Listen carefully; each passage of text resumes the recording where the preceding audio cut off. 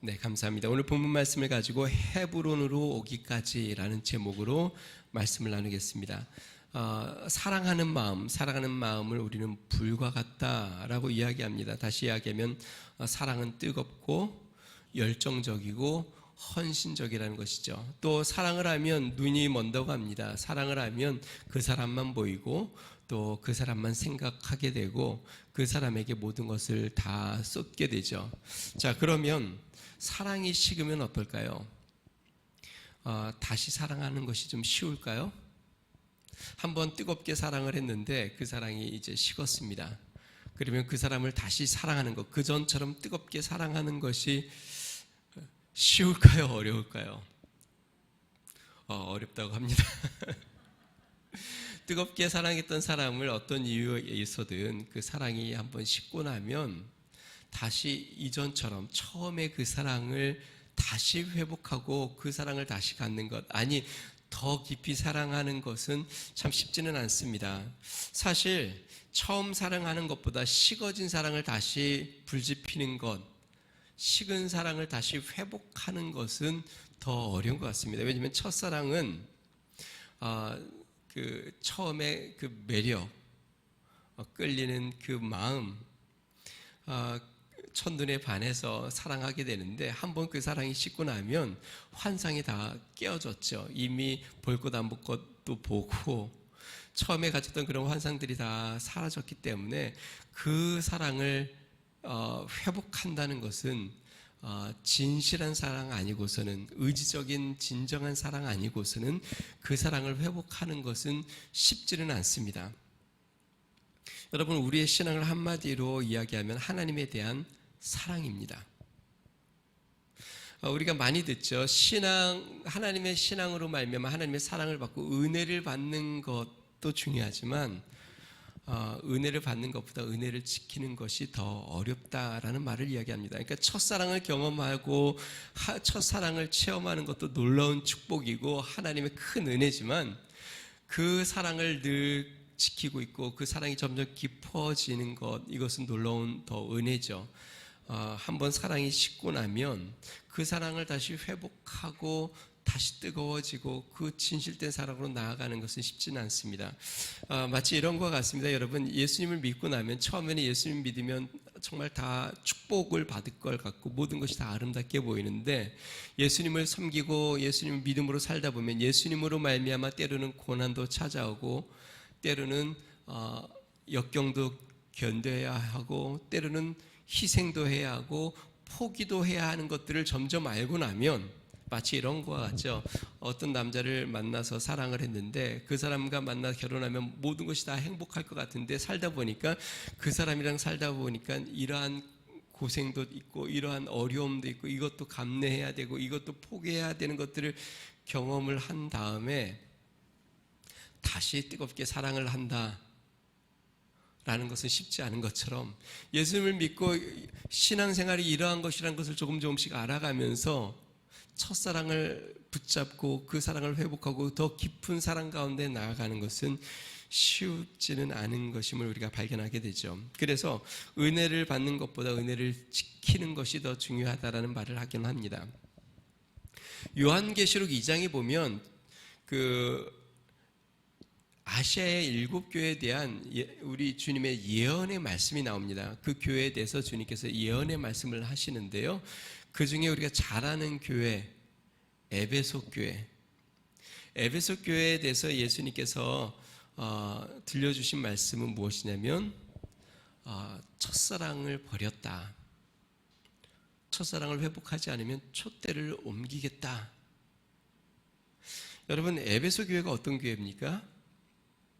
사도 바울이 선교 여행 중에서 가장 많은 시간을 보냈던 곳이 에베소입니다.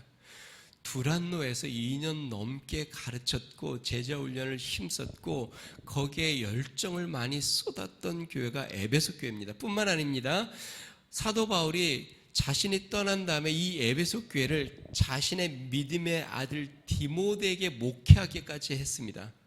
그러니까 다른 어떤 교회보다 사도 바울이 선교여행을 많이 하여 교회를 많이 세웠는데 그 어떤 교회보다 가장 정성과 그리고 애착이 많아 자신의 믿음의 아들에게 목회까지 했던 에베소 교회, 하나님의 역사가 있었고 사도 바울이 그곳에서 많은 기적도 베풀었고 말씀 강예를 하고 많은 제자 훈련을 하고 하나님의 역사가 크게 일어났던 교회. 에베소 교회가 언제쯤 세워졌냐면 사도 바울이 3차 여행 때에 아마 세워졌을 것 같은데요. 그때가 AD 55년에서 56년입니다. 요한계시록이 기록된 사도 요한이 반모섬에서 요한계시록을 기록했을 때가 95년에서 96년 사이입니다. 그러니까 에베소 교회가 세워지고 나서 약 40여 년 정도 후에 교회에 대한 예언의 말씀을 들은 겁니다. 지금 요한계시록에. 교회가 세워지고 40년 후에 주님이 그 에베소 교회에 대해서 지금 뭐라고 이야기했냐면 너희들이 첫사랑을 버렸다. 회복하지 않으면 촛대를 옮기겠다라는 경고의 말씀입니다. 여러분 저를 한번 보세요. 우리가 하나님에 대한 첫사랑이 내 마음속에 식었다는 것을 느낄 때가 있습니다. 또 어쩌면 지금 느낄 수도 있고요. 알면서도 회복하는 것이 쉽지 않다는 것을 우리는 경험을 합니다. 돌이켜야 하는데, 다시 그 첫사랑을 회복해야 하는데, 에베소 교회는 안 그랬겠어요? 에베소 교회도 분명히 하나님의 그 첫사랑의 감격, 교회가 처음 세워졌을 때 말씀을 드리며 감격하고 기적의 역사가 나타나고 곳곳에서 치료도 나타나고 말씀을 배우며 꿀처럼 단 그 은혜를 경험하면서 경험했던 그 은혜 가운데 돌이키고자 하는 마음들이 얼마나 많았겠습니까? 그런데 알면서도 쉽지 않은 것, 세상으로 한번 마음이 흘러가기 시작하면, 한번 세상을 마음에 담기 시작하면 다시 돌아오는 것이 쉽지 않다는 것들을 발견하게 되는 것이죠. 자, 오늘 본문의 야곱이 일행과 함께 고향 헤브론으로 돌아오는 마지막 장면입니다. 야곱이 헤브론으로 돌아오는 것은 하나님의 언약으로 돌아오는 것과 같습니다. 왜 그럴까요? 아브라함이 하나님께서 가나안으로 부르셔서 가나안에 이주하면서 첫 번째 자신이 돈을 주어 땅을 사서 거주했던 것이 헤브론입니다. 아브라함이 묻힌 곳, 그리고 나중에 이삭이 묻힌 곳, 하나님의 언약으로 그들이 정착한 곳이 헤브론입니다. 나중에 이스라엘 백성들이 애굽으로 내려갔다가 돌아와 가나안을 정복할 때에 갈렙이 이 산지를 내게 주소서 이야기했던 곳이 헤브론입니다. 또 그 후에 다윗이 기름 부음을 받아 7년 반 동안 통치한 곳이 헤브론입니다. 다시 이야기하면 하나님의 언약이 이루어지고 하나님께서 이스라엘 백성들의 터를 닦아 하나님의 언약이 이루어지는 그곳 헤브론. 야곱이 이 헤브론을 떠나 오랜 시간 동안 맴돌다가 드디어 헤브론으로 돌아오게 됩니다. 헤브론으로 돌아왔다는 말은 하나님의 언약 안으로 다시 돌아왔다는 뜻이에요. 야곱이 헤브론을 떠나 밧단 아람에서 20년을 삼촌 밑에 있었습니다. 돌아오는 길에 세겜에서 약 한 10여 년 정도 머물렀습니다. 성경학자들이 저번에도 이야기했지만 이 야곱이 헤브론을 떠난 나이가 적게 잡는 사람은 40, 많게 잡는 분은 70, 한 40이라고 한번 생각해 봅시다. 40세에 헤브론을 떠났습니다. 그리고 70세, 밧단 아람에서 20년, 세겜에서 10년, 그러니까 70세에 베델에 와 도착했습니다. 그리고 헤브론, 오늘 본문 말씀에 헤브론에 도착했는데 나이가 몇 살일까요? 야곱이. 헤브론에 도착하니까 아버지 이삭이 돌아갑니다. 죽습니다. 우리 28절, 29절을 한번 읽어볼까요? 같이 있습니다. 시작. 레아의 죄송합니다. 네, 다시 있습니다. 시작. 이삭의 나이가 180세라. 이삭이 나이가 많고 늙어 기운이 다함에 죽어 자기 열조에게로 돌아가니 그의 아들 에서와 야곱이 그를 장사하였더라. 야곱이 기럇 아르바 마물레에 도착을 하니까 야곱이 이삭이 죽습니다. 근데 그 나이가 몇 살이에요? 180세. 자, 그런데 이삭이 야곱과 에서는 쌍둥이죠. 야곱과 에서를 몇 세에 낳았을까요? 60세에 낳았습니다. 근데 180세에 죽었어요. 그럼 이삭과 야곱의 나이는 몇 세예요? 이건 수학인데 몇 세요? 60세에 낳았는데 지금 180세에 죽었으니까 지금 이삭과 에서의 나이는 120세. 제가 앞부분에 이야기했죠. 한 70세의 베델에 도착해서 지금 헤브론에 120세쯤에 도착했어요. 그럼 몇 년이 걸렸어요? 또 한 50여 년이 걸렸어요. 기럇 아르바에서, 그러니까 하란에서 베델로, 그러니까 헤브론으로 돌아오는데 총 시간을 따져본다면, 만약에 40세에 출발이라 했다고 한다면 총 80년이 걸렸습니다. 돌아오는데. 헤브론에서 떠나서 다시 돌아오는데 80년. 여러분, 야곱이 헤브론을 떠날 때, 형을 피해 헤브론을 떠날 때 이 정도 걸릴 거라고 생각했을까요? 잠시 피했다가 돌아올 거라고 생각했을 겁니다. 형이 지금 자신을 죽이려고 하니까 형이 화가 누그러지면 돌아와야지 하고 잠깐 피했다가 돌아오면 될 거라고 생각을 했습니다. 그런데 기럇 아르바에서, 그러니까 하란에서, 바단 아람이죠. 하람에서 잠시 있는다는 게 20년.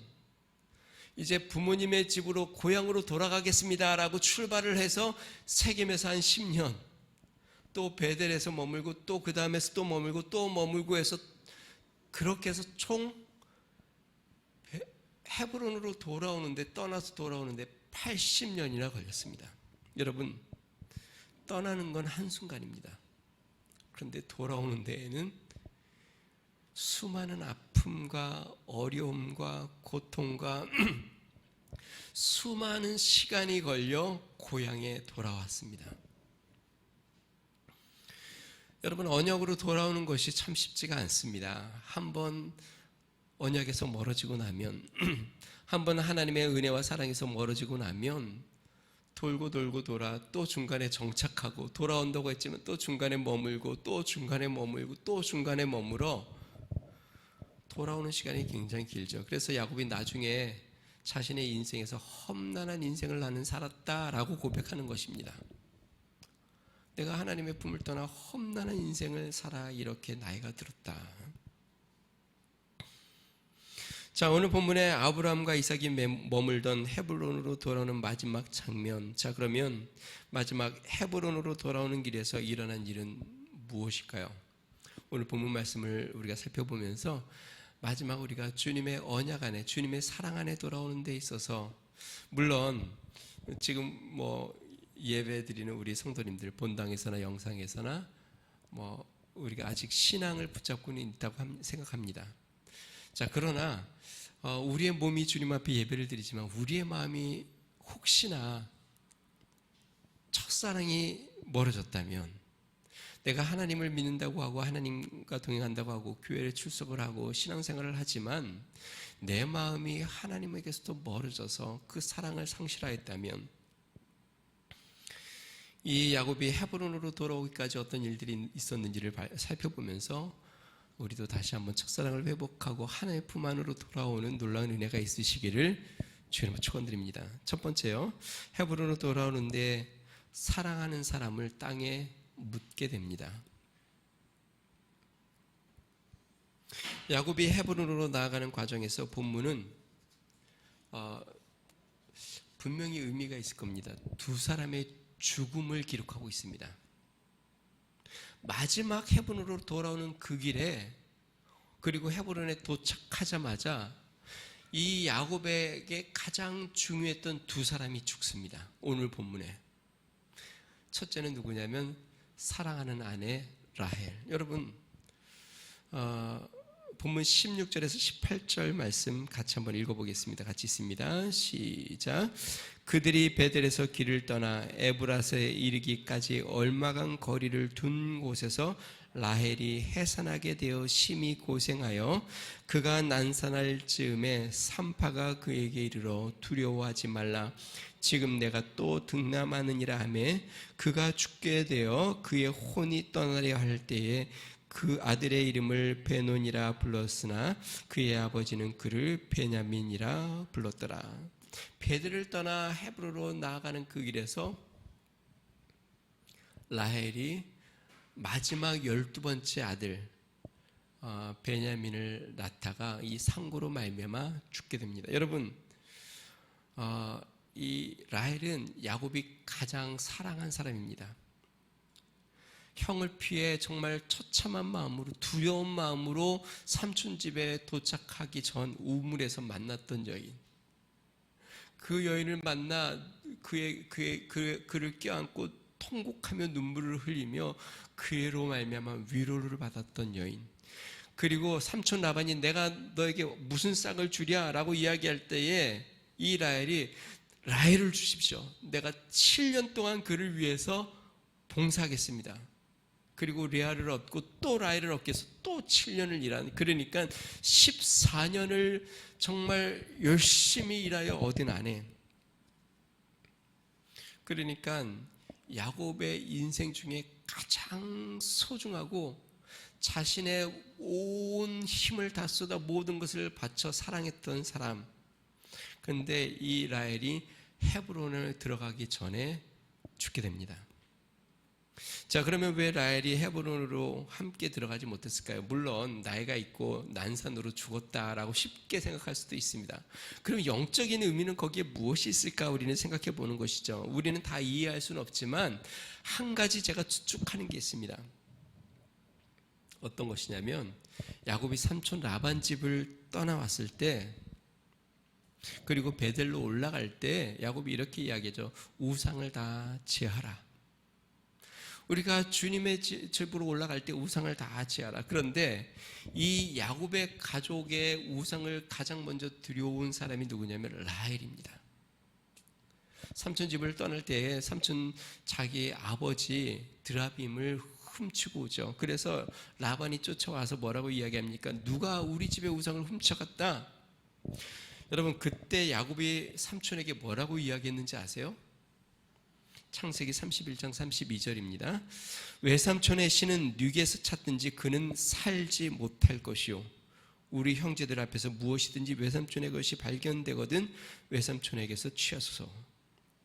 야곱은 라헬이 삼촌의 드라빔을 훔치었다고 꿈에도 생각지 못했어요. 그리고 라헬은 아버지에게 거짓말하죠. 마치 야곱이 이삭에게 거짓말한 것처럼 라헬도 아버지에게 지금 경수가 나서 일어날 수 없으니까 빨 안장 밑에 깔아놓고 용서해 주세요. 하나님은 이 라헬의 모든 행동을 다 보았습니다.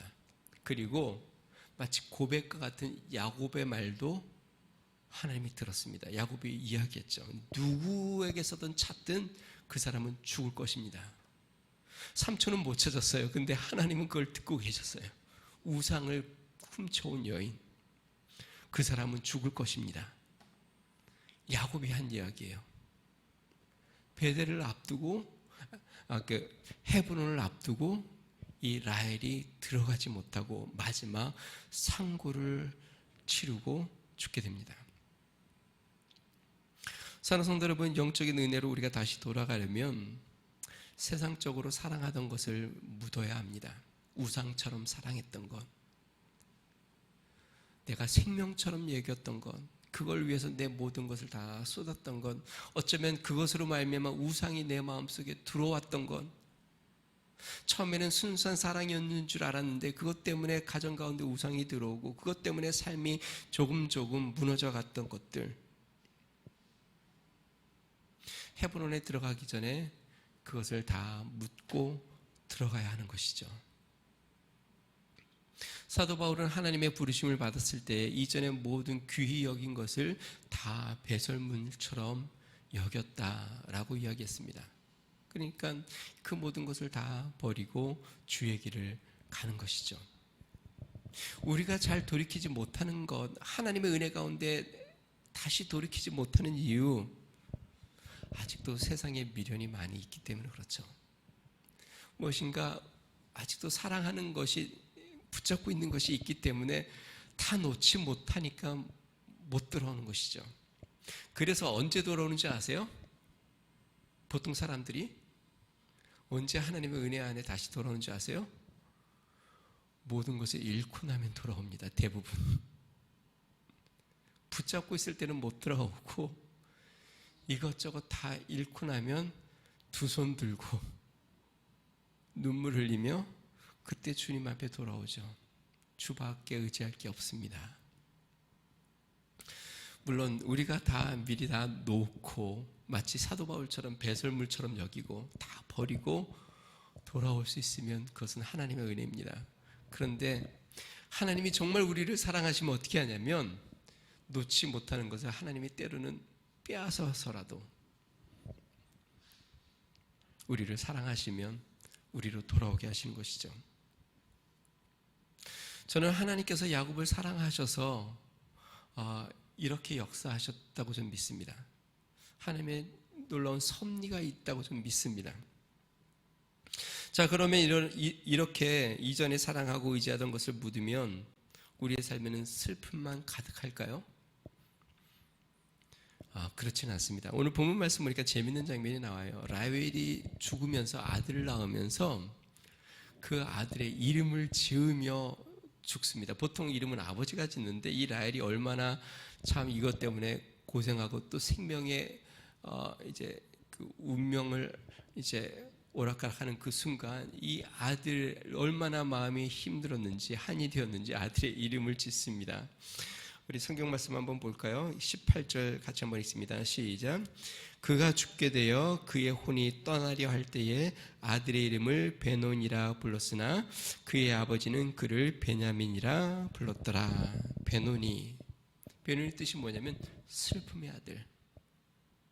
이 라헬이 죽으면서 아들을 낳으면서 참 슬픔다, 슬픔의 아들이다. 그런데 여러분, 사랑하는 사람을 묻게 되고 잃게 되면 슬프죠. 그런데 야곱이 그의 이름을 바꿉니다. 뭐라고 바꾸냐면 베냐민. 베냐민은 무슨 뜻이냐면 오른손의 아들, 행운, 축복의 아들. 오른손이라고 하면 성경에서 오른손은 힘을 상징합니다. 권세를 상징합니다. 그러니까 능력 있는 아들, 힘 있는 아들, 귀한 아들, 축복의 아들이라고 이름을 바꿉니다. 다시 이야기하면 우리가 사랑하는 것을 묻게 되면 슬픔이 찾아올 것 같지만 여러분, 결국 그것은 축복의 길이 열리는 것임을 깨달아야 합니다. 하나님의 축복이 그 가운데 있고 하나님의 은혜가 그 가운데 있음을 믿으시기 바랍니다. 그 미국의 큰 사업가였죠. 워너 메이커가 젊었을 때 하루는 한 집에 방문을 했는데 이 주인이 그 화원을 이렇게 정말 아름답게 가꾸었는데 장미를 그 색색별로 너무나도 아름답게 이렇게 가꾸었어요. 그래서 이 워너 메이커를 데리고 이제 쭉 화원을 구경시켜 줍니다. 뭐 빨간색도 있고 노란색도 있고 보라색도 있고 뭐 아주 아름다운 장미들이 아주 가득합니다. 그래서 감탄을 하고 있는데 잠시 후에 이 주인이 장미의 꽃들을 다 꺾기 시작을 하고 어떤 장미는 어떤 덩굴은 꽃 한 송이만 남기고 다 가지를 다 잘라내는 것이에요. 그러니까 이 워너 메이커가 아니 이렇게 아름다운 장미밭에 왜 꽃들을 다 잘라냅니까? 그랬더니 주인이 웃으면서 이렇게 이야기합니다. 좋은 장미 덩굴을 만들려면 가지를 쳐내야 합니다. 내가 가지를 쳐서 잃는 것은 아무것도 없습니다. 이 이야기를 들은 이 워너 메이커가 가지를 쳐서 잃는 것은 아무것도 없구나. 그래서 자신의 삶에 가지를 치기 시작을 했습니다. 그리고 나눠주는 삶을 자선 사업을 하기 시작을 했습니다. 그런데 희한하게 자신의 마음속에 이전에 막 경쟁하듯 사업을 했던 그 마음속에 평안이 찾아오고 또 그렇게 자선 사업을 하면 마음에 기쁨과 행복이 찾아오고 하나님이 자신의 사업을 축복해 주시는데 그 사업이 점점 번창하여 미국의 가장 큰 재력가로 성장하게 되었다는 것이죠. 사랑성도 여러분, 우리가 하나님의 은혜 가운데 들어가기 위하여 우리는 땅에 묻어야 할 것들이 있습니다. 어느 전주의 한 교회가 한 해를 시작을 하면서 교회가 다시 새롭게 되게 하기 위해서, 우리의 신앙이 다시 새롭게 되게 하기 위해서 어떠한 것을 캠페인을 했냐면, 교회 뒤에다가 상자를 이렇게 놓고 하나님이 기뻐하지 않는 것 해가지고 하나님이 기뻐하지 않는 것을 가져와서 버리는 일들을 하기 시작을 했다고 합니다. 그랬더니 각각의 집에서 자신이 하나님이 기뻐하지 않을 거라고 생각하는 것들을 가져와서, 하나님보다 자기가 더 사랑하는 것들을 가져와서 버리기 시작하는 것이에요. 어떤 사람은 음악 CD 같은 것들도 버리고, 어떤 사람은 소설책도 버리고, 이것저것 매주 그것을 불태웁니다. 그러면서 신앙이 점점 새로워지기 시작을 했다는 것이에요. 교회가 새로워지기 시작했다는 것이에요. 사랑하는 성도 여러분, 우리가 하나님 앞으로 돌아오려면 우리가 세상적으로 사랑하던 것, 그런 것들을 묻고 나아가야 합니다. 에베소 교회에게 주님이 주셨던 말씀, 또 야곱이 헤브론을 떠나 쉽게 돌아오지 못했던 80년 동안을 돌고 돌아왔던 그 마음, 혹시 우리도 아직도 주님 품을 떠나 이곳저곳을 헤매고 있다고 한다면, 사랑하는 성도 여러분, 혹시 여러분에게 라헬이 있다면, 세상적으로 사랑하고 있는 것이 있다고 한다면 묻고 주님 앞으로 우리의 마음을 새롭게 하고 나아올 수 있는 은혜가 있으시기를 주의 이름으로 축원드립니다. 자, 두 번째, 헤브론으로, 은혜 안으로 돌아오게 되면 언약의 바통을 이어받게 됩니다.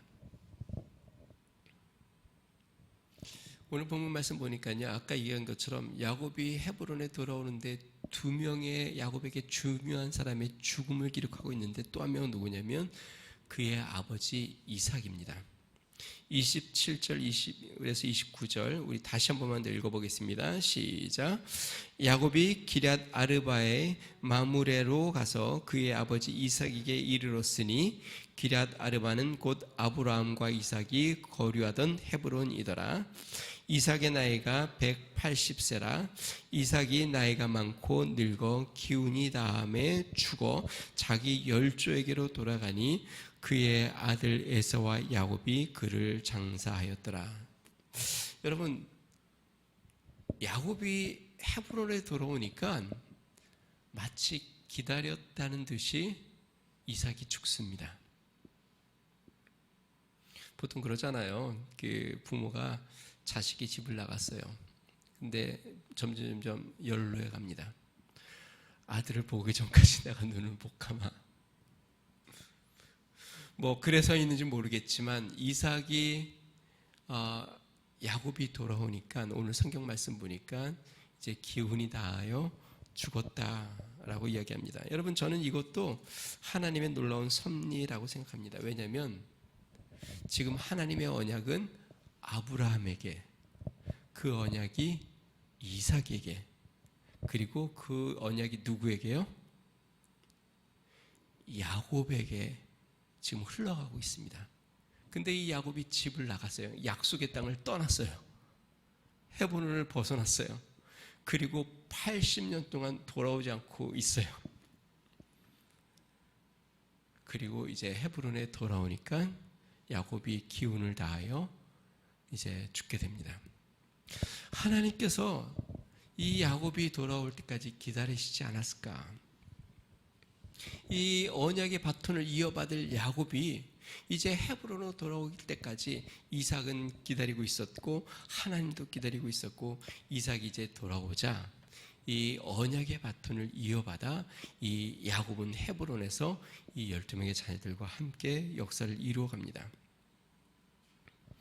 여러분, 야곱은 이전에 하나님의 약속에는 그렇게 큰 마음이 없었던 것 같아요. 야곱은 오직 자신의 축복에만 관심이 있었어요. 그래서 형에게 팥죽으로 장자권을 빼앗아서 자신의 분깃만 많이 갖고 싶었어요. 그래서 아버지도 속였어요. 그래서 피난길도 이르렀죠. 삼촌에게서도 그랬습니다. 빨리 돌아가 내가 아버지의 언약, 하나님이 주신 이 언약의 바톤을 이어야 되는데 라는 생각은 없습니다.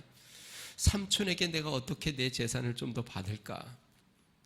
내 분깃은 무엇이 될까? 나의 소유는 무엇이 되나? 헤브론으로 돌아오는 길에도 그랬습니다. 나를 축복해 주시지 않으면 그냥 못 갑니다. 하나님의 언약은 그렇게 관심이 없습니다. 나를 축복해 주어야 합니다. 근데 이 야곱이 80년 동안 돌고 돌아 깨져 이제는 다시 헤브론으로 와서 하나님의 뜻 안으로, 자신의 삶의 축복이 아니라 하나님의 뜻 안으로 들어오게 된 것이죠. 그런데 여러분, 참 하나님의 섭리는 놀랐습니다. 이 기간 동안, 하나님을 떠난 야곱이 머문 이 기간 동안 하나님은 그럼 어떻게 역사하셨나? 야곱이 도망칠 때 베델에서 만나서 사닥다리에서 내가 너를 떠나지 않고 너를 다시 돌아오게 하겠다, 너로 큰 민족을 이루게 하겠다고 약속해 주셨습니다. 또 그가 피신했을 때 하나님은 이것을 선을 이루어서 삼촌 라반의 딸, 그러니까 친족의 딸과 결혼하도록, 민족의 순수성을 이루도록 하나님이 또 역사하셨습니다. 뿐만 아닙니다. 그 딸들이 시기하고 다투어 12명의 아들을 얻게 됩니다. 성경의 12는 숫자는요, 온전한 숫자를 표현합니다. 예수님의 12제자, 계시록 보면 12장로, 이스라엘의 12지파. 또 돌아오는 길에 하나님께서 이 야곱에게 이스라엘이라는 이름도 주십니다. 다시 이야기하면 그가 80년 동안 헤매는 그 기간 동안에도 하나님은 언약을 놓고 있지 않았습니다. 야곱을 통하여 이 언약을 이루실 것을 하나님은 치밀하게 계획하고 역사하고 계셨고, 야곱은 어리석어 헤매고 또 꾀를 내고 때로 욕심을 부려 그렇게 많은 시간을 보냈지만, 하나님은 이 언약의 약속을 야곱을 통하여 이루기 위하여 섭리 가운데 계속 일하고 계셨습니다. 그래서 오늘 본문 말씀에 보면은요, 오늘 헤브론으로 돌아오는 데는 딱 3가지를 기록하고 있는데, 2사람의 죽음과 그 중간에 간단하게 야곱의 12아들을 기록합니다. 제가 성경을 읽다가 아니 갑자기 왜 12아들의 이름을 다시 언급할까? 굉장히 생뚱맞잖아요. 2사람의 죽음에 대해서 이야기하다가 제가 느낀 것은 무엇이냐면, 헤브론으로 돌아가며 하나님의 섭리를 이루고 있구나, 하나님이 큰 민족을 이루겠다고 하는 야곱을 통하여 그 역사를 이제 헤브론에서 이루기 위해서 그 12명의 아들을 데리고 헤브론으로 들어가는 것을 명확하게 23절에서 26절 하나님이 기록하고 계시구나. 사랑하는 성도 여러분, 저를 한번 보십시오. 여러분들은 지금 어디에 마음이 있습니까? 내 삶의 복을 받는 것과 하나님의 뜻 안에 하나님의 뜻을 이루는 데 나의 삶이 사용되어지는 것, 하나님의 역사와 하나님의 뜻에 내가 사용되어 하나님의 뜻을 이루는 것. 야곱은 앞부분에도 이야기했지만 하나님의 역사와 하나님의 언약의 관심보다는 자신의 축복에 관심이 많았고, 그래서 헤브론을 떠나 80년 동안 헤매었고, 이제 다시 언약으로 들어와 하나님의 언약을 이어가고 있습니다. 사랑하는 성도 여러분, 우리가 하나님의 언약 안에 들어와 하나님의 뜻을 이루는 삶이 되기를 주의 이름으로 축원드립니다. 우리의 관심이 나의 삶에만 집중되고 나의 축복에만 관심이 있다고 한다면 우리는 헤븐을 떠나 주님의 은혜 가운데 멀어질 수 있습니다. 다시 주의 은혜 들어와 하나님의 뜻을 이루고 하나님의 역사를 이루는 믿음의 성도 우리 위더스 중앙교회가 되기를 주의 이름으로 축원드립니다. 우리 같이 한번 기도하겠습니다.